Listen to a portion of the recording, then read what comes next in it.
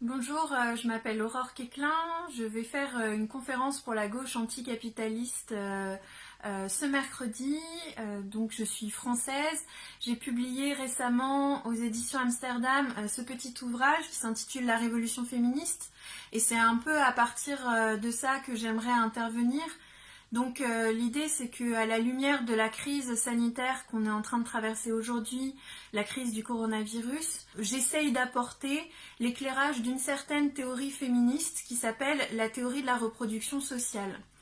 Cette théorie, c'est une théorie qui est le fruit de 50 ans de débats au sein du féminisme marxiste anglo-saxon et qui essaye d'analyser les sociétés non seulement du point de vue de la production des marchandises, de la valeur et du profit, mais aussi qui essaye de montrer qu'au fondement de ces sociétés existe un travail qui est souvent invisibilisé mais qui est central, qui s'appelle le travail reproductif, qui est le travail de production et de reproduction de la vie, des êtres vivants, des travailleurs et des travailleuses, et que ce travail, il est fondamental pour nos sociétés. Ce travail, il est la base de l'oppression des femmes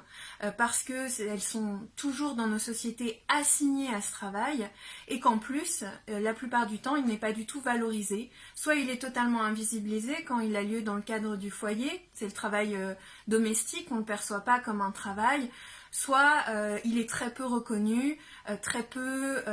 payé, très peu mis en avant.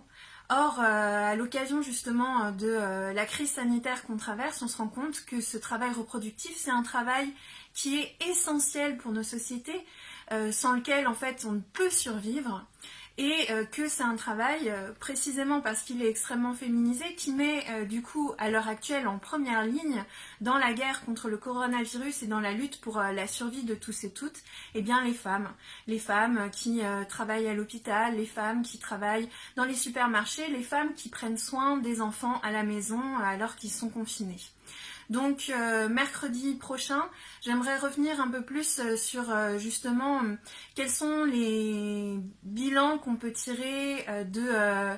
cette crise du coronavirus du point de vue de la reproduction sociale, du point de vue du travail reproductif, quelle est la place des femmes dans nos sociétés, et aussi quelles perspectives on pourrait avoir pour une sortie de crise avec ce point de vue-là, comment il est nécessaire de repenser finalement l'ordre des priorités entre production et reproduction dans nos sociétés.